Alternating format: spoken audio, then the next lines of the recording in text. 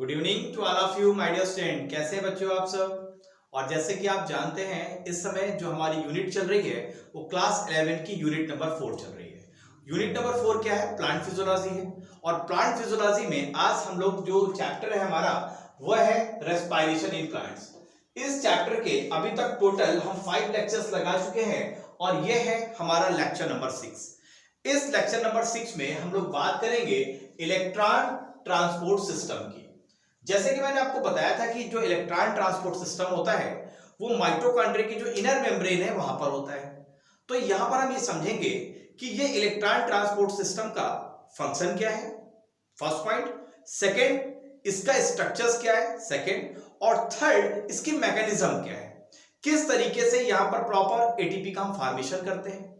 जो NADH plus H+ हमने बनाए थे क्रेब्स साइकिल में या हमने बनाए हैं ग्लाइकोलिसिस में, वो हम यहां पर इलेक्ट्रॉन ट्रांसपोर्ट चेन में लाके किस तरीके से उनका हम एटीपी का फॉर्मेशन करेंगे। इसके अलावा आपको पता है हमने 1 मॉलिक्यूल FADH प्लस H+ का भी बनाया था क्रेब्स साइकिल में, उसको कैसे हम यहाँ पर प्रॉपर ऑक्सीडाइज करेंगे, इन सभी की बात आज हम लोग करने वाले हैं। तो चलिए बच्चों स्टार्ट करते हैं आज के अपने इस ब्यूटीफुल सेशन को। तो हमें पढ़ना है इलेक्ट्रॉन ट्रांसपोर्ट सिस्टम। तो चलिए स्टार्ट करते हैं इस सेशन को। अगर हम बात करें सबसे पहले कुछ कॉन्सेप्ट की, तो concept of ATP generation during respiration. आपने कहां कहां पे देखा था कि एटीपी जनरेट हुई थी? तो आपको पता है कि जब हम रेस्पिरेशन को स्टार्ट करते हैं तो चाहे रेस्पिरेशन एरोबिक हो या एनारोबिक हो, उसके लिए जो ग्लाइकोलिसिस है वो कॉमन है। मतलब चाहे सेल के अंदर ऑक्सीजन हो या ना हो, ग्लाइकोलिसिस होगी और लगातार नेट गेन हमें 2 एटीपी का मिलता रहेगा। क्लियर है आपको पॉइंट? तो सबसे पहले अगर हम बात करें सेकेंड, जो हमारी क्रेब्स साइकिल थी, क्रेब्स साइकिल तब रन करती थी जब सेल के अंदर ऑक्सीजन उपस्थित थी। और तीसरी हम बात यहां करेंगे कि जब हम एटीपी अगर हमें चाहिए तो हमें क्या करना होगा, इलेक्ट्रॉन ट्रांसपोर्ट चेन में किस तरीके से प्रॉपर हम मूवमेंट्स कराएंगे, इन सभी की बात हम लोग करने वाले हैं। तो जैसे कि मैंने बताया कि अगर हम concept of ATP generation during respiration की बात करें तो आपको पता है कि जो हमने ग्लाइकोलिसिस प्रोसेस करी थी, आपको पता है कि ये अगर एक कोई सेल है, ये इसका न्यूक्लियस है, ये इसका माइटोकॉन्ड्रिया है और ये भरा हुआ है इसमें साइटोप्लाज्म और ये है क्लोरोप्लास्ट। आपको पता है क्लोरोप्लास्ट, अगर हम प्लांट सेल की बात करें तो क्लोरोप्लास्ट के अंदर क्या जनरेट होता है, ग्लूकोज। ये ग्लूकोज सुक्रोज में कन्वर्ट होता है, फिर ये सुक्रोज आता है साइटोप्लाज्म में, सुक्रोज से हम इसको ग्लूकोज पे कन्वर्ट कर लेते हैं और इस साइटोप्लाज्म में ग्लूकोज से हम पायरुविक एसिड के 2 मॉलिक्यूल बनाते हैं। और आपको पता है पायरुविक एसिड क्या है, 3 कार्बन कंपाउंड है। तो जब हम ग्लूकोज से पायरुविक एसिड बनाते हैं तो इसी प्रोसेस को हमने क्या बोला था, यहां पर हमने बोला था ग्लाइकोलिसिस। और जब हमने ग्लाइकोलिसिस प्रोसेस की थी तो जो टोटल एटीपी हमने बनाया था ग्लाइकोलिसिस में वो बनाया था 4 एटीपी। लेकिन आपको पता है कि जब ग्लाइकोलिसिस साइकिल स्टार्ट होती है तो वहां पर पहले आपके कितने 1 एटीपी यूज होता है, फिर जब साइकिल थोड़ी सी और रन करती है तो फिर 1 एटीपी यूज हो जाता है। मतलब 4 एटीपी तो हम बनाते थे ग्लाइकोलिसिस में, लेकिन चूंकि 2 एटीपी कंज्यूम हो जाते थे तो जो नेट गेन आता था ग्लाइकोलिसिस में 2 एटीपी का था। मतलब हम एटीपी तो यहां बना लेते थे, लेकिन आपको पता है यहीं पर हम NADH प्लस H+ भी बनाते थे NAD+ से, आपको याद है। तो ये जो हम ग्लाइकोलिसिस में जो NADH प्लस H+ जो हमने बनाया है, आपको पता है कि जब ये NADH plus H+ electron transport chain या इलेक्ट्रॉन ट्रांसपोर्ट सिस्टम में जाएगा जो कि माइटोकॉन्ड्रिया की इनर मेम्ब्रेन में है, तो एक NADH प्लस H+ से हमें 3 एटीपी का गेन होगा। ये पॉइंट क्लियर है? इसका मतलब क्या है कि अगर हम NADH प्लस H+ बना लेते हैं और जब तक हम इसको इलेक्ट्रॉन ट्रांसपोर्ट चेन में नहीं ले जाएंगे तब तक हमें सिर्फ 3 एटीपी का गेन नहीं होगा, सिर्फ और सिर्फ क्या होगा, ग्लाइकोलिसिस से सिर्फ हमें 2 एटीपी ही मिलते रहेंगे। मतलब हमें NADH प्लस H+ को कहां ले जाना है, माइटोकॉन्ड्रिया की इनर मेम्ब्रेन में इलेक्ट्रॉन ट्रांसपोर्ट चेन में, जहां पर फाइनली हम 3 एटीपी को बनाएंगे पर क्रेब्स साइकिल। अब देखो क्या होता था, जैसे मान लो ये सेल थी और सेल के अंदर अगर ऑक्सीजन उपस्थित था तो जो पायरुविक एसिड है वो पायरुविक एसिड कहां जाता था, वो जाता था माइटोकॉन्ड्रिया के अंदर, इसका एसिटाइलेशन प्रोसेस होता था और जब एसिटिल कोएंजाइम ए बन जाता था तो माइटोकॉन्ड्रिया के मैट्रिक्स में क्रेब साइकिल रन करती थी। तो जब हम क्रेब साइकिल रन कराते थे तो वहां पर हम क्या करते थे, वहां पे सबस्ट्रेट लेवल का हम एक एटीपी जनरेट कर लेते थे। सबस्ट्रेट लेवल का फास्फोराइलेशन का क्या मतलब है कि अगर हम एटीपी बनाएं विदाउट इलेक्ट्रॉन ट्रांसपोर्ट चेन को यूज किए हुए तो हम इसको बोलते हैं सबस्ट्रेट लेवल का फास्फोराइलेशन। तो हम पर क्रेब साइकिल 1 एटीपी जनरेट करते थे। लेकिन आप जानते हैं कि जब हम ग्लूकोज का हम ग्लाइकोलिसिस करते हैं तो पायरुविक एसिड के कितने मॉलिक्यूल बनते हैं, 2। अब पायरुविक एसिड के एक मॉलिक्यूल के लिए अगर एक क्रेब साइकिल रन करती है तो आपको पता है पायरुविक एसिड के हम 2 मॉलिक्यूल बना रहे हैं, तो ग्लूकोज से क्रेब साइकिल के अंदर जो आपको एटीपी जनरेशन हो रहा है डायरेक्ट कितना हो रहा है, 2 एटीपी का। तो ये चीज समझिए। तो यहां पर भी हम दो बार रन कराते हैं तो 2 एटीपी हम क्रेब साइकिल के अंदर बना रहे थे। तो चलो हमने डायरेक्ट यहां से एटीपी बना लिया। लेकिन तो क्रेब साइकिल्स के अंदर, इसके अलावा क्रेब साइकिल्स के अंदर हम क्या क्या बनाते थे, क्रेब साइकिल के अंदर हम 3 NADH प्लस H+ के मॉलिक्यूल बनाते थे और एक FADH प्लस H+ का मॉलिक्यूल बनाते थे, अगर आपको याद हो तो। और जो बच्चे नए हैं जरूर क्रेब साइकिल्स को मैंने बहुत डीप तरीके से पढ़ाया है, जाके बच्चों जरूर इसको देखें तो आपको ये कॉन्सेप्ट भी पूरी तरह से क्लियर हो जाएगा। तो क्रेब साइकिल में हमने जो रिड्यूस कोएंजाइम बनाए थे वो बनाए थे 3 NADH प्लस H+ और एक FADH प्लस H+। और आप जानते हैं अगर 3 NADH प्लस H+ से हमें कितने एटीपी मिलेंगे, 9 एटीपी मिलेंगे। और एक FADH प्लस H से हमें कितने एटीपी मिलते हैं, 2 एटीपी मिलते हैं। क्योंकि एक NADH से 1 मिलेगा तो 3 से कितने मिलेंगे, 9। क्लियर है बेटा।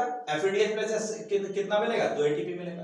तो ये एटीपी तो तभी मिलेगा जब हम इन जो रिड्यूस कोएंजाइम है NADH प्लस H+ हैं, इनको हम इलेक्ट्रॉन ट्रांसपोर्ट चेन में ले जाएं, तभी तो हमको प्रॉपर गेन हो पाएगा। तो फाइनल अगर हम बात करें कि फॉर गेन ऑफ एटीपी हमें क्या करना होगा, तो अगर हम इसकी बात करें कि हमें करना क्या है, तो यहां पर ये चीज आपको समझ में आएगी कि हम इलेक्ट्रॉन ट्रांसपोर्ट चेन में ले जाके ये जो रिड्यूस कोएंजाइम हैं इनको हम वहां पर जाके क्या कर दें, हम इनको ऑक्सीडाइज कर दें। सेकेंड, वहां पर जो NADH प्लस H है हम उसको NAD+ में कन्वर्ट कर दें, अर्थात इन्हें ऑक्सीडाइज करना होगा। क्यों करना होगा, क्योंकि जो NAD+ है, अगर NAD+ को NADH प्लस H+ को अगर हम NAD+ में कन्वर्ट नहीं करेंगे तो आपको पता है NAD+ की सप्लाई अनलिमिटेड तो है नहीं, क्रेब साइकिल बार बार रन कराना है तो NAD+ भी चाहिए। तो हमें क्या करना होगा, NADH प्लस H+ को हम इलेक्ट्रॉन ट्रांसपोर्ट चेन में ले जाके उसको NAD+ में ऑक्सीडाइज कर लेंगे और NAD फिर यूज हो जाएंगे क्रेब साइकिल में। और फाइनल हम वहां पर क्या करेंगे, एक NADH प्लस H+ से 3 एटीपी का फॉर्मेशन कर लेंगे। नेक्स्ट पॉइंट कहता है और use energy of reducing enzyme to use in production of ATP. और ये जो एनर्जी इससे मिलेगी उसी का यूज करके तो फाइनल हमें क्या बनाना है, एटीपी। क्योंकि आप जानते हैं F0 F1 पार्टिकल से जब 2 प्रोटॉन ट्रेवल करते हैं तो 1 एटीपी का फॉर्मेशन होता है। तो बहुत सारी चीजों के आज हम लोग डिस्कस करने वाले हैं। तो फाइनल हमने यहाँ पर यह समझा एक कॉन्सेप्चुअल्स के रूप में कि हम इलेक्ट्रॉन ट्रांसपोर्ट चेन में करते क्या है कि जो हमने ग्लाइकोलिसिस में NADH प्लस H+ बनाया है उसको हम इलेक्ट्रॉन ट्रांसपोर्ट चेन में ले जाना है, और क्रेब साइकिल में जो हमने NADH प्लस H और जो FADH प्लस H बनाना है इन सबको ले जाके हम इलेक्ट्रॉन ट्रांसपोर्ट चेन में ऑक्सीडाइज कर लेना है और इनकी एनर्जी का यूज करके फाइनल हमें एटीपी का फॉर्मेशन कर लेना है। ये एक बहुत ही सिंपल सा कॉन्सेप्ट है, इसमें कोई भी आपको मिसअंडरस्टैंडिंग नहीं होनी चाहिए। आइए अब हम लोग समझते हैं कि इलेक्ट्रॉन ट्रांसपोर्ट चेन क्या होती है, कैसी बनी होती है, इसका पर्पस क्या है। पर्पस तो मैंने आपको क्लियर कर दिया। अब अगर आप बुक्स में देखोगे तो लगभग इस तरीके का आपको स्ट्रक्चर्स मिलेगा। ये जो स्ट्रक्चर्स है ये एक्चुअली माइटोकॉन्ड्रिया की इनर मेम्ब्रेन है, और मैंने आपको बताया अगर ये इनर मेम्ब्रेन है तो अंदर की ओर क्या भरा होगा, अंदर भरा होगा मैट्रिक्स, और बाहर की ओर क्या होगा, इंटर मेम्ब्रेनल स्पेस। क्योंकि आप जानते हैं जो माइटोकॉन्ड्रिया का जो स्ट्रक्चर होता है एक तो होता है ये आउटर मेम्ब्रेन, ये हो गई आउटर मेम्ब्रेन, और जो इनर मेम्ब्रेन है वो आपको पता है इस तरीके से क्रिस्टल स्ट्रक्चर्स बनाता है। तो ये बीच में क्या है, ये स्पेस है, इसी को बोलते हैं inner membrane space, yes inter membrane space. तो ये जो हमारा सिस्टम आप देख रहे हैं, इलेक्ट्रॉन ट्रांसपोर्ट सिस्टम जो देख रहे हैं, वो इसी जो इनर मेम्ब्रेन है, इसी मेम्ब्रेन में ये पूरा इलेक्ट्रॉन ट्रांसपोर्ट सिस्टम लगा होता है। और ये जो पूरा इलेक्ट्रॉन ट्रांसपोर्ट सिस्टम लगा होता है, ये पूरा का पूरा सिस्टम 5 तरीके के कॉम्प्लेक्स का बना होता है। पहला कॉम्प्लेक्स, दूसरा कॉम्प्लेक्स, तीसरा, चौथा और पांचवा होता है जो F0 F1 पार्टिकल है उसका बना होता है। तो फाइनली स्ट्रक्चर क्या है, इसमें क्या क्या चीजें बनी हैं, हम करते क्या हैं, इसको समझना है। देखिए, अगर हम बात करें इस प्रॉपर स्ट्रक्चर्स की, तो ये क्या कहता है कि जो इलेक्ट्रॉन ट्रांसपोर्ट चेन है वास्तव में एक सीरीज है। किसकी सीरीज है? इलेक्ट्रॉन ट्रांसपोर्टर्स की सीरीज है, जो कि एम्बेडेड होती है इनर माइटोकॉन्ड्रियल मेम्ब्रेन में। मतलब ये जो आप कॉम्प्लेक्स देख रहे हैं, एक्चुअली ये है क्या? एक्चुअली सीरीज है इलेक्ट्रॉन ट्रांसपोर्टर की, और एक पंप की तरह काम करते हैं, जो आपके माइटोकॉन्ड्रिया के मैट्रिक्स में जो प्रोटॉन है उसको पंप कर देते हैं इस खाली स्पेस में, जिसको बोलते हैं इंटरमेम्ब्रेनस स्पेस। क्लियर है बेटा? तो ये क्या है? एक तरीके से इलेक्ट्रॉन ट्रांसपोर्टर है, लेकिन याद रखिएगा इसमें जो सक्सीनिल डिहाइड्रोजिनेज है वो पंप की तरह काम नहीं करता। बाकी के चारों जो कॉम्प्लेक्स हैं वो पंप की तरह काम करेंगे और प्रोटॉन को बाहर की ओर पंप करेंगे। बाहर का मतलब आपकी ये जो स्पेस है बीच वाली इंटरमेम्ब्रेन स्पेस में प्रोटॉन को पंप कर देंगे, और फिर प्रोटॉन यहां से अंदर की ओर आना चाहेंगे, तो चूंकि ये मेम्ब्रेन क्या होगी?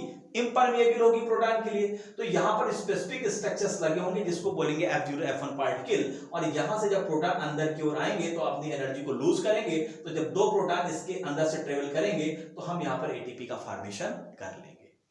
तो यहां पर मैंने क्या बताया? यहां पर मैंने ये बताया कि जो आपका इलेक्ट्रॉन ट्रांसपोर्ट चेन है एक्चुअली माइटोकॉन्ड्रिया की इनर मेम्ब्रेन में ये एम्बेडेड होती है, और टोटल 5 कॉम्प्लेक्सेस से मिलकर बनी होती है। 4 इलेक्ट्रॉन कैरियर है, और जो 5वां है वो F0 F1 पार्टिकल है। नेक्स्ट पॉइंट क्या कह रहा है? membrane that settle electron from NADH and FADH to 2 molecular oxygen। और फाइनली क्या होता है कि जो NADH प्लस H प्लस है उसके इलेक्ट्रॉन को यहां से निकाल के फाइनली हम ऑक्सीजन के पास भेज देते हैं, और फाइनली ऑक्सीजन वाटर में कन्वर्ट हो जाता है, और जो इसके प्रोटॉन है यहां पर हम भेज देते हैं।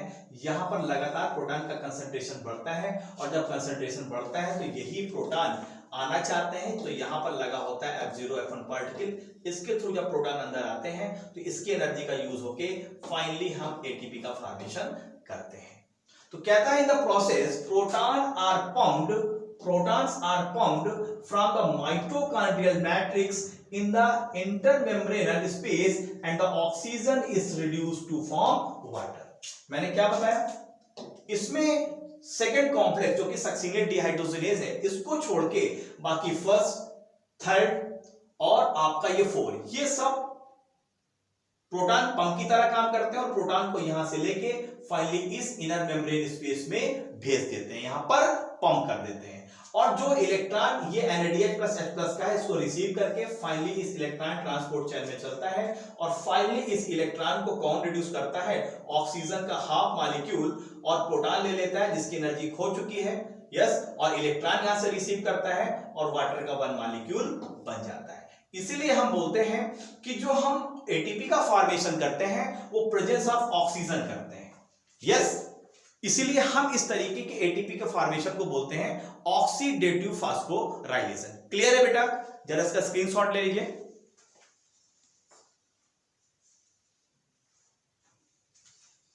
चलिए थोड़ा सा और आगे बढ़ते हैं। अब अगर हम प्रॉपर ये समझना चाहें कि इसमें ये जो हमारा पूरा इलेक्ट्रॉन ट्रांसपोर्ट चेन है, ये इलेक्ट्रॉन ट्रांसपोर्ट सिस्टम है, इसमें कौन कौन से प्रॉपर कॉम्प्लेक्स से प्रॉपर बना हुआ है, तो चलिए एक ही जगह इसको समझ लेते हैं। अगर हम बात करें इलेक्ट्रॉन ट्रांसपोर्ट सिस्टम की, तो मैंने आपको बताया इसमें 5 कंपोनेंट्स आपको देखने को मिलेंगे। How many?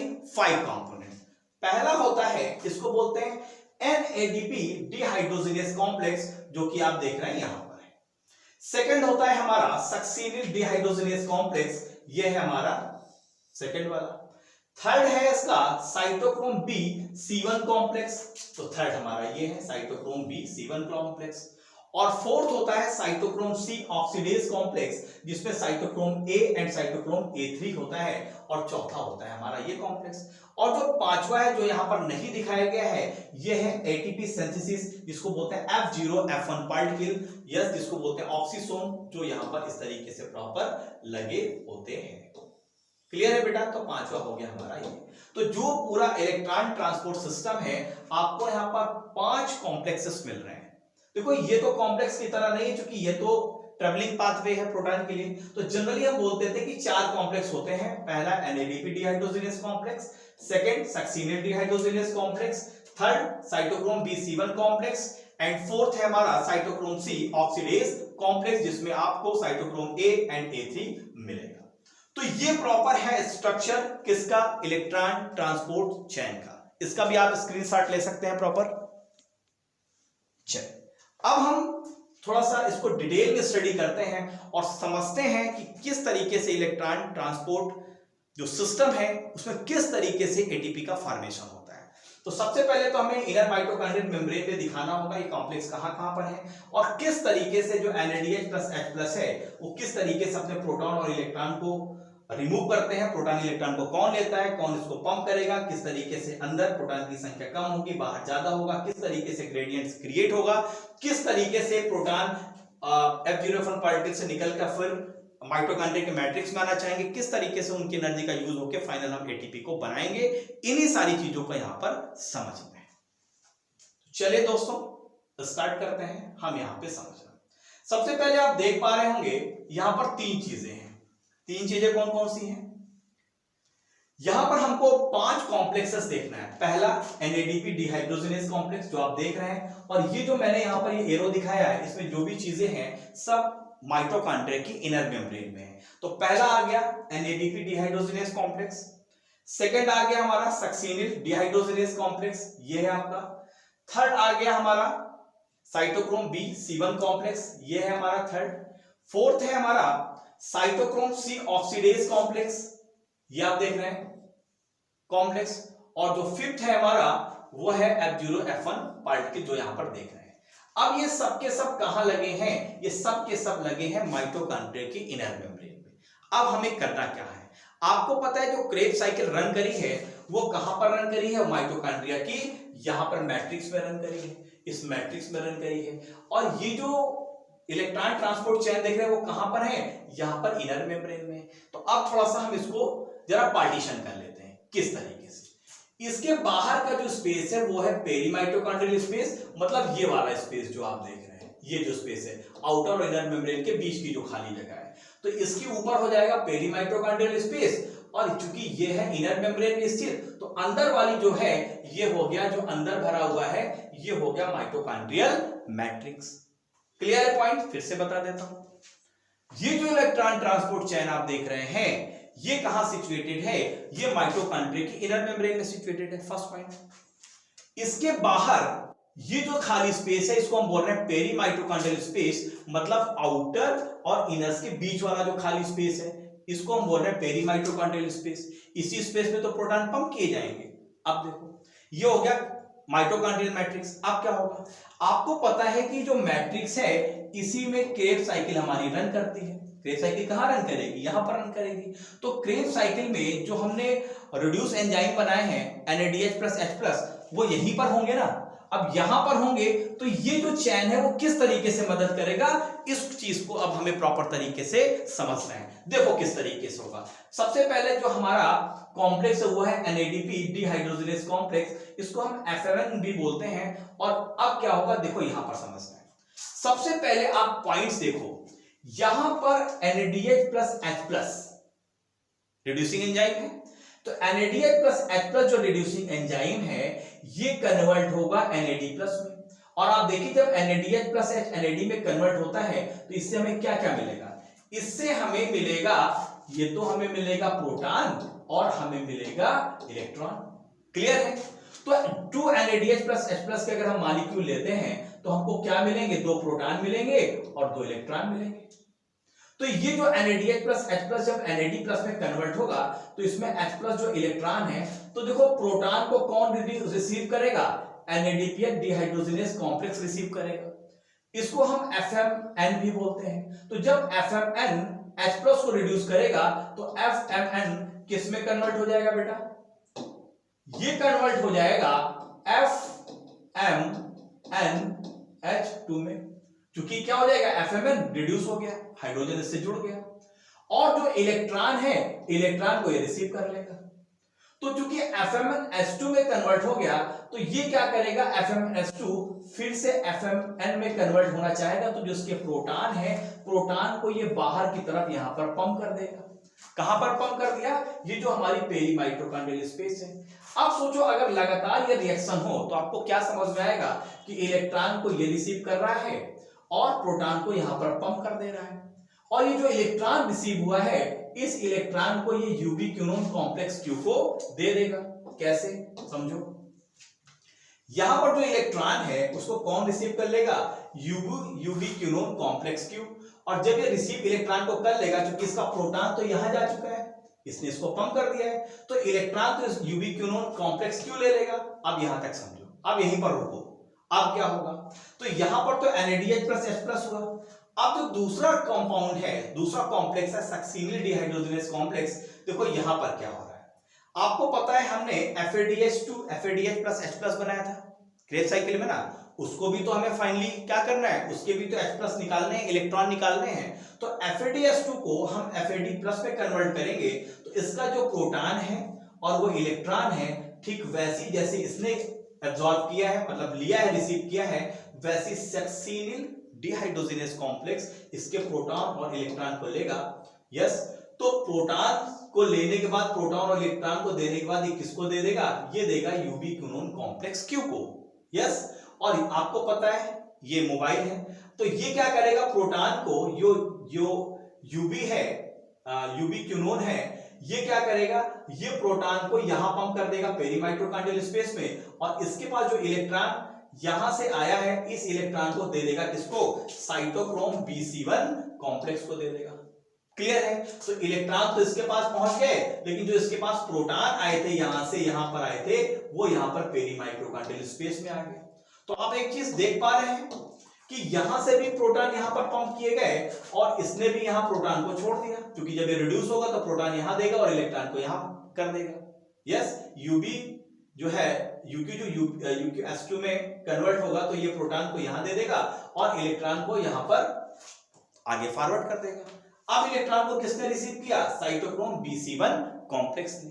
अब ये साइटोक्रोम Bc1 कॉम्प्लेक्स किसको इलेक्ट्रॉन देगा? साइटोक्रोम C को। देखो साइटोक्रोम C को देगा, और साइटोक्रोम C इलेक्ट्रॉन लेके किसको दे देगा? चौथा जो हमारा कॉम्प्लेक्स है, क्या है चौथा कॉम्प्लेक्स हमारा, कौन सा है? साइटोक्रोम C ऑक्सीडेज कॉम्प्लेक्स है, जिसपे साइटोक्रोम A और साइटोक्रोम A3 का ये बना हुआ है।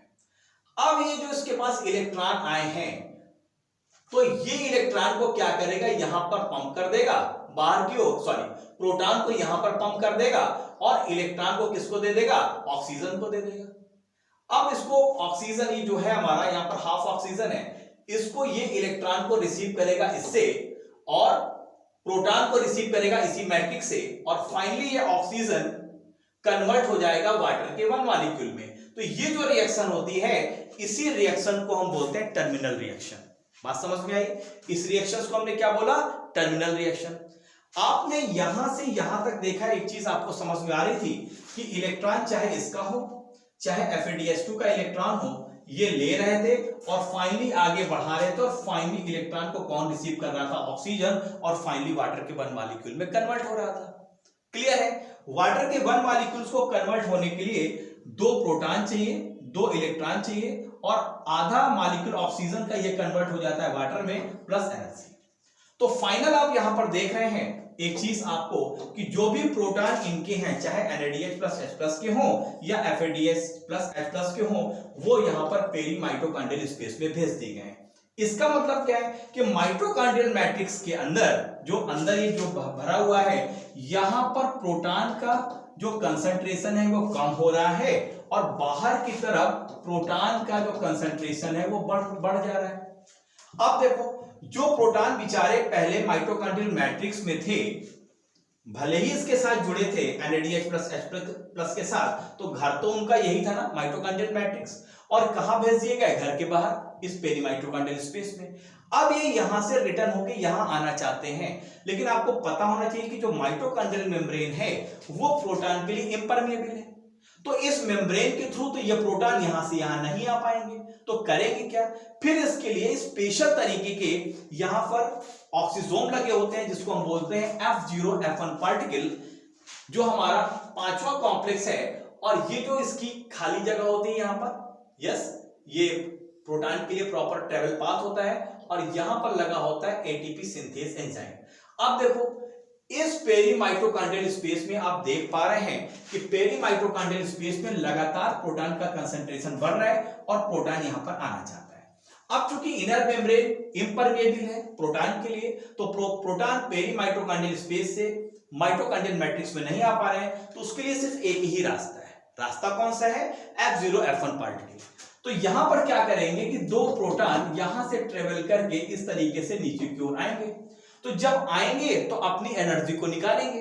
तो इस एनर्जी का यूज कौन करेगा, उसका यूज करेगा एटीपी सिंथेज एंजाइम। वो एडिनोसिन डाइफॉस्फेट को, जो इनऑर्गेनिक फॉस्फेट है, उसके साथ जोड़ देगा, और एडिनोसिन डाइफॉस्फेट ये एक इनऑर्गेनिक फॉस्फेट के साथ जुड़ के फाइनली एक एटीपी का मॉलिक्यूल बना लेगा। तो याद इस बात को रखना है कि जब दो प्रोटॉन इस पर ट्रेवल करते हैं तभी एक एटीपी का मॉलिक्यूल बनता है। तो हमारा उद्देश्य क्या था, हमारा उद्देश्य था एटीपी के मॉलिक्यूल को बनाना, जो इस तरीके से बनता है, पहली चीज। तो याद रखिएगा इसका मतलब क्या है कि इसका जो NADH प्लस H प्लस है, तो एक NADH प्लस से कितने एटीपी बनेंगे, 3। तो याद रखिएगा, तो NADH प्लस H से तो 3 एटीपी बनते हैं, लेकिन FADH प्लस H प्लस से आपके 2 एटीपी बनते हैं। इसका रीजन समझ लीजिए क्यों।